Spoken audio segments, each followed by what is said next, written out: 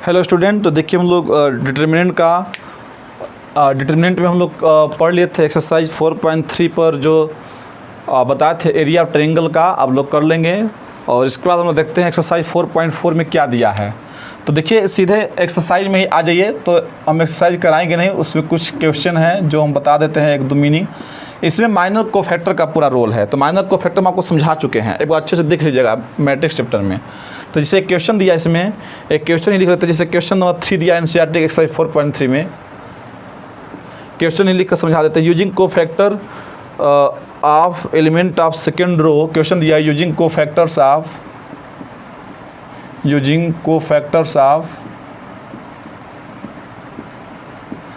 Cofactors of element of second row of element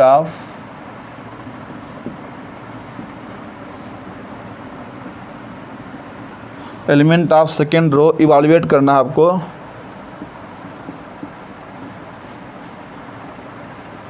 इवाल्युएट देखिए यहाँ पर दिया गया है इस तरह से 5 3 8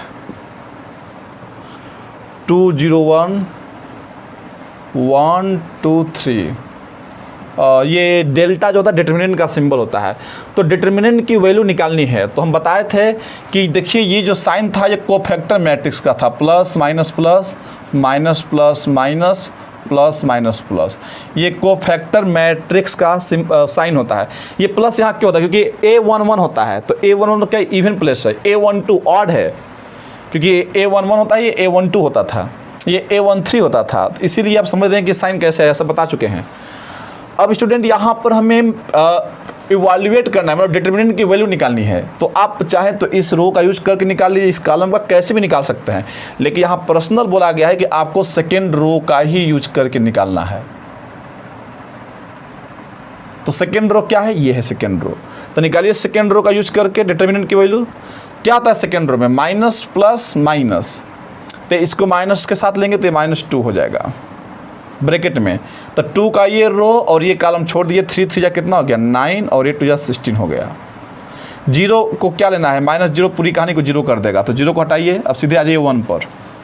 तो 1 को किसके साथ लेंगे? माइनस प्लस माइनस 1 के साथ लेंगे, क्योंकि वो तो जीरो ही आ गया। 1 इस रो में आएगा, इस कॉलम में आएगा। तो 5 2 जा कितना हो गया? 10 और 3 1 जा 3। बस ये कैलकुलेशन कर लीजिए। तो ये -2 हो गया, ये -7 देगा। यहाँ पर करेंगे तो 10 - 3 7, तो ये -7 हो जाएगा। यहाँ पर मल्टीप्लाई कीजिए तो आपका हो जाएगा 14 - 7, ये 7 हो गया। तो यहाँ से स्टूडेंट डिटर्मिनेंट की जो वैल्यू आएगी 7 आ गई। तो इस तरह से कितना सिंपल है। तो जिससे भी बोले, थर्ड रो से बोले तो प्लस माइनस प्लस ले लीजिएगा, फर्स्ट कॉलम से बोले तो ये साइन लेकर चलिएगा, बस हो गया। तो ये एनसीईआरटी की एक्सरसाइज 4.4 में यही सब करना है। एक इसमें क्वेश्चन नंबर 5 देख लेते हैं, उसमें क्या बोला गया है, इसको नोट कर लीजिए। इसके बाद इसमें और अलग अलग टाइप्स के क्वेश्चन कुछ नहीं है, इसी पर सब 4-5 क्वेश्चन बोला गया है। और एक जो 5वां थोड़ा अलग है उसको बता देते हैं, वो भी कर लोगे, लेकिन हम बता देते हैं कैसे होगा। तो एक्सरसाइज 4.4 कुछ नहीं है, समाप्ति है, समझ लीजिए। बोला गया है यूजिंग क्वेश्चन में देखिए 5 देखते हैं। इसमें for the matrices A and B ऐसे क्वेश्चन दिया है। फॉर द मैट्रिसेस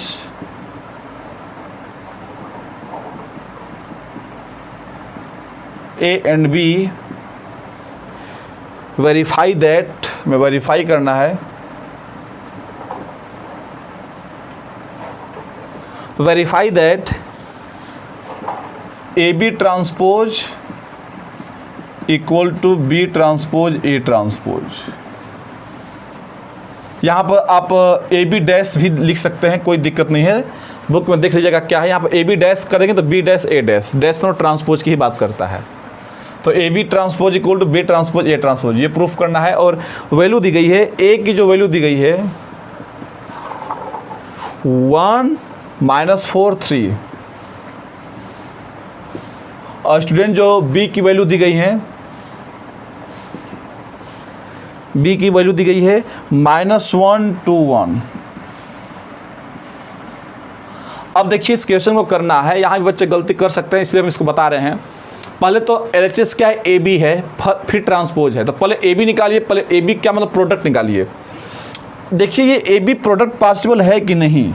देखिए first row, second row, third row और एक कॉलम, तो 3/1 का मैट्रिक्स है। इसमें 3 रो है और कॉलम तो एक ही है। रो मतलब क्या, ये हॉरिजॉन्टल लाइन बनाओगे तो 3 ही लाइन बनेगी। यहाँ पर देखिए, यहाँ पर एक हॉरिजॉन्टल लाइन बस बनेगी ऐसे 1 2 3 और 3 वर्टिकल बनेगी, मतलब एक रो है और 3 कॉलम है। तो देखिए पहले वाले का लास्ट और दूसरे वाले का फर्स्ट, ये मैच कर रहा है कि नहीं, मतलब मल्टीप्लिकेशन पॉसिबल होगा। और जो ये बच गया यहाँ पर, ये जो बच गया और जो रिजल्ट आएगा मल्टीप्लिकेशन करने के बाद वो 3/3 का होगा। ये तो ये बताएगा कि यहाँ मल्टीप्लिकेशन पॉसिबल है, मतलब यहाँ पर ए बी जो है वो पॉसिबल है, ये बताएगा। और जो नंबर ये बच जाता है ये बताता है कि मल्टीप्लिकेशन 3/3 का हमें ऑब्टेन होगा। मल्टीप्लिकेशन हमें जो मैट्रिक्स आएगा वो 3/3 का होगा। इससे हमें ये आइडिया लग गया कि हाँ, तो चलिए निकालते हैं ए बी। तो यहाँ पर देखिए ए बी इक्वल टू ए कितना आपका 1 है, -4 है, 3 है। बी रख लेते हैं क्या है, -1 2 1। मल्टीप्लिकेशन करते हैं, देखते हैं 3/3 ऑर्डर का मैट्रिक्स बन रहा है कि नहीं। 1 का -1 में करेंगे तो -1 देगा, फिर 1 का 2 में करेंगे तो 2 होगा, और 1 का 1 में करेंगे तो 1 होगा। इस तरह से करना है। फिर -4 का -1 में करेंगे तो माइनस प्लस, फिर -4 का 2 में करेंगे तो -8, और फिर -4 का 1 में करेंगे तो -4 हो जाएगा। 3 1 जा 3 तो -3 होगा, 3 2 जा 6 और 3 1 जा 3 हो जाएगा। देख लीजिए आपको 3/3 ऑर्डर का मैट्रिक्स मिल गया, और मिलना भी चाहिए। अगर नहीं मिलता तो मतलब गलत आप किए हो। तो ये ए बी, लेकिन यहाँ पर ए बी का ट्रांसपोज चाहिए, तो ले लीजिए ट्रांसपोज। ट्रांसपोज लेने में क्या जाता है, ट्रांसपोज जैसे ही लेंगे तो इंटरचेंज हो जाएगा। तो ये हो जाएगा आपका -1 2 1, ये हो जाएगा 4 -8 -4, मतलब कि ये रो कॉलम में चेंज कर लिए। ये -3 है, ये 6 है, ये 3 है। ये स्टूडेंट आपका ए बी का ट्रांसपोज हो गया। तो देख लीजिए ए बी का ट्रांसपोज, यहाँ ए बी डैश भी लगा सकते हैं, कोई दिक्कत नहीं है। तो ये आपका LHS आ गया। यहीं आपका RHS भी आना चाहिए। RHS में क्या है देखिए ध्यान से थोड़ा सा, बी ट्रांसपोज ए ट्रांसपोज। तो पहले तो स्टूडेंट ए कितना दिया है देखिए ध्यान से, ए इतना दिया है, तो ए ट्रांसपोज कितना हो जाएगा, देखिए हम डायरेक्ट यहाँ पर कर रहे हैं। तो ए ट्रांसपोज कितना जगह, तो इस कॉलम को रो में चेंज कर लेंगे तो ये 1 हो जाएगा, ये -4 हो जाएगा, ये 3 हो जाएगा। ये ए ट्रांसपोज हो गया। अब बी ट्रांसपोज यहाँ से निकाल लीजिए, बी ट्रांसपोज कितना होगा। कहने का मतलब कि कॉलम मैट्रिक्स रो मैट्रिक्स में चेंज हो गया, और ये रो मैट्रिक्स कॉलम मैट्रिक्स में चेंज हो जाएगा। अब इसका ट्रांसपोज निकालोगे तो ये कॉलम में आ जाएगा। तो ये हो जाएगा आपका -1 2 1। क्या करना है, RHS को देखिए, बी ट्रांसपोज ए ट्रांसपोज। तो यहाँ लिखिए बी ट्रांसपोज ए ट्रांसपोज, या डैश भी लिख सकते हैं, बी डैश ए डैश। बी ट्रांसपोज पहले लिखिए, तो कितना है बी ट्रांसपोज। पहले तो देखें कि मल्टीप्लिकेशन पॉसिबल है कि नहीं। चलिए लिख रहे हैं बी ट्रांसपोज, तो ये -1 हो गया, ये 2 हो गया, ये 1 हो गया। और ए ट्रांसपोज 1 -4 और 3, क्या मल्टीप्लिकेशन पॉसिबल है देखते हैं। 1 फर्स्ट थर्ड, 3 रो हैं और एक कॉलम है। यहाँ भी देखिए एक रो है और 3 कॉलम यहाँ पर हैं। देखिए 1/1 का है ये, तो इसका लास्ट इसका फर्स्ट मैच कर रहा है, और जो ऑब्टेन होगा वो कितने का ऑर्डर का होगा, 3/3 ऑर्डर का मैट्रिक्स में मिलेगा। मतलब क्लियर है कि नहीं, यहाँ पर मल्टीप्लिकेशन होगा। तो देखिए यहाँ पर हम लोग कर रहे हैं बी ट्रांसपोज ए ट्रांसपोज। तो निकालिए बी ट्रांसपोज ए ट्रांसपोज का मल्टीप्लिकेशन। तो यहाँ पर स्टूडेंट जब करेंगे तो बी ट्रांसपोज कितना है, -1 है, 2 है, 1 है, -1 2 1। और ए ट्रांसपोज कितना है, 1 -4 और 3 है। जब यहाँ पर आप मल्टीप्लिकेशन करते हैं तो देखिए कितना होगा। अब -1 का 1 में करेंगे तो -1 +4, और -1 का 3 में करेंगे तो ये -3 देगा। फिर 2 1 जा 2 2 4 जा 8 2 3 जा 6, 1 का 1 में करेंगे 1 -4 और 3। देख लीजिए RHS हो गया। क्या ये बी ट्रांसपोज ए ट्रांसपोज इसकी इक्वल है, देखिए 1 -1 4 -3 मैच कर रहा है कि नहीं। 2 -8 6 1 -4 3 मैच तो कर गया। मतलब कि बोल सकते हैं so A B transpose equal to क्या, बी ट्रांसपोज ए ट्रांसपोज। और वैसे ये फार्मूला हम लोग पढ़े भी थे, होता है प्रॉपर्टी होता है तो जरूर प्रूफ होगा, क्यों नहीं होगा। तो देख लीजिए ये वैल्यू और ये वैल्यू दोनों सेम आ गई। मतलब LHS को और RHS को सिंप्लीफाई करने के बाद दोनों की वैल्यू सेम ही आ रही है, मतलब प्रूफ हो गया, वेरीफाई हो गया। तो आसान था। ये क्वेश्चन नंबर 5 था NCERT के एक्सरसाइज 4.4 का, और इसके बाद सब क्वेश्चन कर लोगे। हम देख लिए हैं, कोई इसमें टफ नहीं है, क्योंकि जो अच्छा क्वेश्चन हम खुद कराएंगे। और फिर भी अगर आपको डाउट होता है तो आप कमेंट सेक्शन में लिखिए, क्योंकि आपको लिखना तो आता ही होगा कि कैसे लिखते हैं। तो ओके स्टूडेंट, 4.4 को हम लोग नेस्ता नाबूद कर दिए, समाप्त। 4.5 में अगर आएंगे तो देखिए उसमें भी कुछ नहीं है, कोई कंसेप्ट हमें नया पढ़ाने की आवश्यकता ही नहीं है। अब सीधे हम लोग सिस्टम ऑफ इक्वेशन पढ़ेंगे, उसमें हम बता देंगे। लेकिन अभी 4.5 में कोई कंसेप्ट नया नहीं लगेगा, जितना पढ़ाए हैं बस उससे हो जाएगा। तो एक्सरसाइज 4.5 पर अगर आओगे तो उसमें देखिए पहला दूसरा क्वेश्चन से पूछा गया है, फाइंड करना है हमें एडजॉइंट। तो एडजॉइंट आपको फाइंड करना है, तो वो सब तो निकाल ही लोगे। तो एक्सरसाइज 4.5 पर सीधे आते हैं। पहला दूसरा देखिए एडजॉइंट फाइंड करना है, तो वो सब कर लेना। तीसरा क्वेश्चन में देखिए बोला गया वेरीफाई करना है। क्वेश्चन नंबर 3 में देखिए बोला गया है वेरीफाई। इसको थोड़ा समझते हैं क्या है ये। वेरीफाई करना है, ए ब्रैकेट में यहाँ पर हो गया adjoint of A equal to adjoint of A, ये सब प्रॉपर्टी भी लिखवाए थे। इक्वल टू होता है डिटर्मिनेंट ए आइडेंटिटी मैट्रिक्स, ये प्रॉपर्टी लिखवाए थे कि A into adjoint A equal to ये होता है। ये प्रॉपर्टी सब देखिएगा, property of adjoint of matrix. आप उस पार्ट को नहीं देखें, अच्छे से उसको देखिए, उसमें लिखवाए हैं 8-10 प्रॉपर्टी। आरडीएस में अलग से इसका एक चैप्टर ही दिया है, उसमें सारी प्रॉपर्टी दिया है। तब इसको छोड़िए मत, अच्छे अच्छे क्वेश्चन बन सकते हैं। प्रॉपर्टी पर पढ़िए एडजॉइंट मैट्रिक्स का। तो देखिए हमें वेरीफाई करना है। ए इक्वल टू क्या दिया है 2 3 -4 6, ये ए की वैल्यू दी गई है। अब वेरीफाई करना है। देखिए स्टूडेंट कैसे करेंगे। पहले तो एक काम कीजिए कि यहाँ पर डिटर्मिनेंट ए, पहले आरएचएस में यहाँ पर डिटर्मिनेंट ए दिख रहा है, तो पहले इसका निकालिए डिटर्मिनेंट ए कितना आएगा। निकालेंगे तो कितना जगह 2 6 जा 12 -4 3 जा 12 -12। तो यहाँ पर जब करेंगे तो स्टूडेंट कितना हो जाएगा 6 2 जा 12। तो यहाँ पर जो वैल्यू दी गई है -6 यहाँ पर दी गई है, ध्यान दीजिएगा। तो -12 यहाँ पर है, यहाँ पर -12 होगा। और फिर क्या होगा -4 3 जा 12 -12, तो माइनस माइनस प्लस 12, तो इसकी वैल्यू आ गई 0। तो डिटर्मिनेंट ए 0 आ गया। अब स्टूडेंट हमें आई चाहिए, तो आई कितने ऑर्डर का होगा, ये कितने ऑर्डर का है 2 ऑर्डर का है, तो आई भी 2 ही ऑर्डर का होगा। अब चलिए हम लोग इसको पहले करते हैं एलएचएस को, ए इंटू एडजॉइंट ए। तो ए का मल्टीप्लाई किसके साथ करना है एडजॉइंट के साथ करना है। तो ए इतना दिया है तो एडजॉइंट ए कितना होगा। तो इसको तो हम ट्रिक से ही कर सकते हैं, बताए थे आपको कि 2/2 ऑर्डर का मैट्रिक्स है, तो इसको ट्रिक से कर सकते हो क्योंकि ये 2/2 ऑर्डर का ही है। लेकिन अगर आपके बोर्ड एग्जाम में है तो आप सिस्टमेटिक अप्रोच से करना। देखिए कैसे करेंगे, इसको इंटरचेंज कर लेंगे, ये -6 ये 2 हो जाएगा। और यहाँ पर कितना जगह बताइए, यहाँ पर -3 हो जाएगा, ये 4 हो जाएगा। साइन केवल चेंज कर देते हैं, आपको पता होगा यहाँ पर साइन चेंज कर देते हैं और डायगोनल एलिमेंट्स को इंटरचेंज कर देते हैं। वैसे भी इसको चाहो तो डायरेक्ट कर लो, कोई दिक्कत भी नहीं है, बोर्ड एग्जाम में कर सकते हैं, कोई दिक्कत नहीं है। इतना तो स्टेप समझ ही जाएंगे। देखिए ए इंटू एडजॉइंट ए, अब निकालना क्या है, मल्टीप्लाई करना है ए इंटू एडजॉइंट ए। ए की वैल्यू कितनी देगी बताइए 2 3 -4 -6। इसका एडजॉइंट निकाल ही चुके हैं, -6 -3 4 2। अब इसका मल्टीप्लाई करते हैं, तो a इंटू एडजॉइंट a का जब मल्टीप्लाई करेंगे तो कितना आएगा। मल्टीप्लाई करना तो आसान है, 2/2 का, ये भी 2/2 का है, तो 2/2 ऑर्डर का बनेगा मैट्रिक्स। तो कीजिए इस रो का इस कॉलम में करेंगे तो 2 3 जा 2 6 जा 12, तो -12 होगा। 4 3 या 12, तो +12 हो गया। ये पहला एलिमेंट हो गया। अब इस रो का इस कॉलम में कर लिया, अब इस रो का इस कॉलम में करेंगे तो 2 3 या 6 -6 और 3 2 जा 6, तो -6 + 6 होगा। अब इस रो का इस कॉलम में कीजिए 6 4 जा 24, तो माइनस माइनस +24 और 6 4 जा 24 -24 हो जाएगा। इस रो का इस कॉलम में कीजिए 4 3 या 12, तो +12 हो जाएगा और 6 2 या 12, ये -12 हो जाएगा। जब स्टूडेंट इसको करेंगे तो ये आ जाएगा आपका 0 0 0 0, ये तो 0 मैट्रिक्स आ गया। अब इसको भी देख लेते हैं, क्या एडजॉइंट ए को पहले कर लोगे और ए को, तो क्या ये तो बात वही है, एडजॉइंट ए यहाँ पर है, एडजॉइंट यहाँ पर ए छूट गया है, एडजॉइंट ए, तो एडजॉइंट ए पहले कीजिए। यहाँ पर क्या है -6 है, -3 है, 4 है, 2 है। अब फिर ए को यहाँ पर कर लीजिए, फिर बोला गया मल्टीप्लाई कीजिए, देखिए कर लेंगे। ए 2 है, ये -4 है, 3 है और ये -6 है। आप मल्टीप्लाई कीजिए स्टूडेंट, देखिए यहाँ पर आएगा 0, टाइम क्या पास करना है, ये भी 0 0 आएगा, कर लीजिए।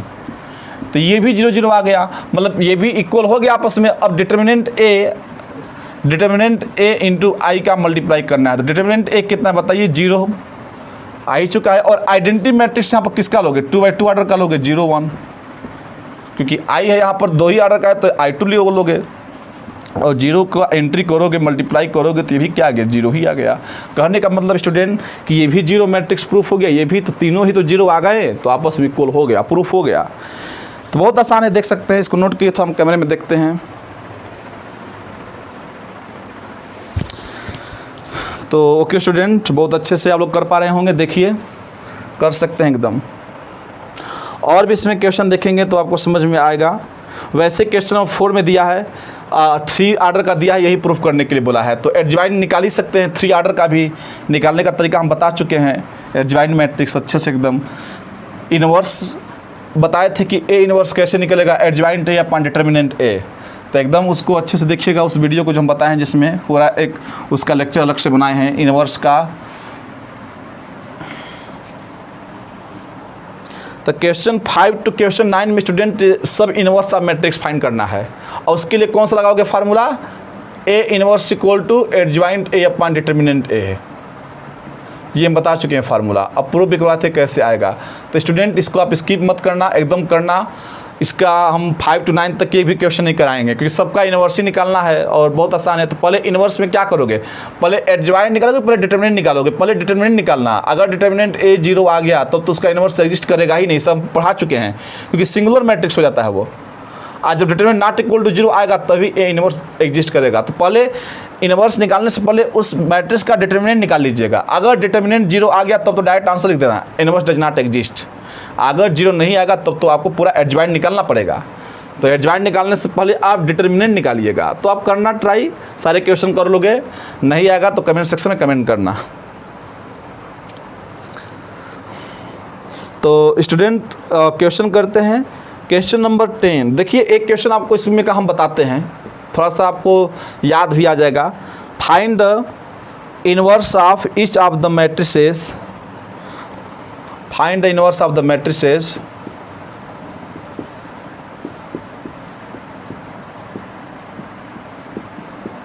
of the matrices if it exists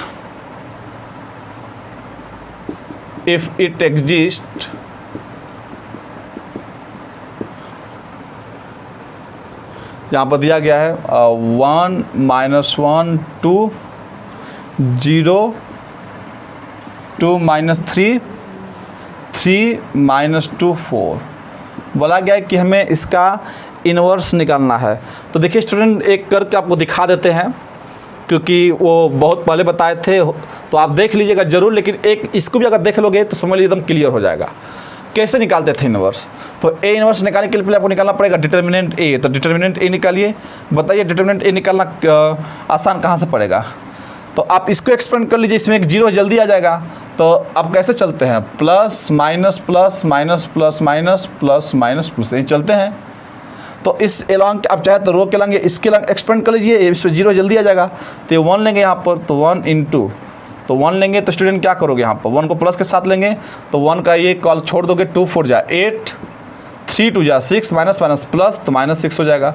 0 को छोड़ ही दो, गायब हो गया वो, तो वैसे ही ये प्लस 3 को प्लस के साथ लोगे यहाँ पर, तो 3 का ये और इसको लोगे तो 3 1 जा 3 हो जाएगा, तो 2 2 जा 4 -4 हो जाएगा। यहाँ से कीजिए तो कितना हो जाएगा, 8 -6 2 प्लस 3 × यहाँ पर हो जाएगा आपका -1। तो यहाँ करेंगे तो -1 आ गया, 3 1 जा 3 -3, यहाँ पर -1 आएगा। तो डिटर्मिनेंट ए देखिए -1 आ गया, मतलब यहाँ पर इन्वर्स एग्जिस्ट करेगा। अब इसके लिए हम बताए थे स्टूडेंट को फैक्टर निकालना था। तो को फैक्टर मैट्रिक्स पहले माइनर निकालते थे, तो हम डायरेक्ट को फैक्टर ही निकाल रहे हैं। कैसे निकालो को फैक्टर, देखिए C11 क्या था, देखिए 1 1 ये किसका प्लस का है। अगर नहीं भी ये याद है तो आप कर लोगे, 1 1 क्या है 2 है, इवन है तो यहाँ प्लस होगा। अब देखिए C11 का मतलब क्या, फर्स्ट रो और फर्स्ट कॉलम को छोड़ना है। तो देखिए 2 4 जा 8, यहाँ पर 8 हो जाएगा, और 2 3 जा 6 माइनस माइनस प्लस 6 तो -6, तो 8 में से 6 जगह कितना हो जाएगा 2 हो जाएगा। अच्छा C12 निकालेंगे। अब C12 क्या है, और है तो माइनस साइन होगा, देखिए प्लस माइनस हो गया। तो ये रटना भी नहीं है, यहीं से देखोगे कर लोगे। C12 का मतलब क्या समझ रहे हैं, फर्स्ट रो सेकेंड कॉलम, तो यहाँ पर देखिए C12 first row second column हो जाएगा, तो ये हो जाएगा 0 का फॉर्म में करोगे 0 हो जाएगा, और 3 3 या 9 -9, तो माइनस माइनस +9 हो जाएगा, लेकिन ये माइनस बाहर से मिल जाएगा तो -9 हो जाएगा। फिर C13 निकालिए, C13 का मतलब क्या, फर्स्ट रो थर्ड कॉलम, तो ये तो 0 ही देगा और 0 -6 हो जाएगा, क्योंकि यहाँ प्लस साइन होगा स्टूडेंट। देखिए 314 क्या है, इवन है, तो पहले तो यहाँ साइन लिखिए। अब देखिए फर्स्ट रो थर्ड कॉलम, तो फर्स्ट रो थर्ड कॉलम में अगर आप देखेंगे तो 0 -6 होगा, तो ये -6 देगा। वैसे ही C21 निकाल लीजिए, C21 निकालेंगे तो देखिए 21 क्या है, 3 ऑड है तो माइनस होगा, देख लीजिए माइनस साइन है यहाँ पर। तो सेकेंड रो फर्स्ट कॉलम, तो 4 1 जा 4 -4 हो जाएगा, और 2 2 जा 4 -4, तो माइनस माइनस +4 हो जाएगा, तो ये तो 0 ही आ गया। C22 निकाल लेते हैं, यहाँ पर C22 निकालेंगे तो देखिए यहाँ पर 2 2 4 है, प्लस होगा, देख लीजिए आप प्लस है कि नहीं। तो सेकेंड रो सेकेंड कॉलम, तो 4 1 जा 4 3 2 जा 6 4 -6 -2 आ जाएगा।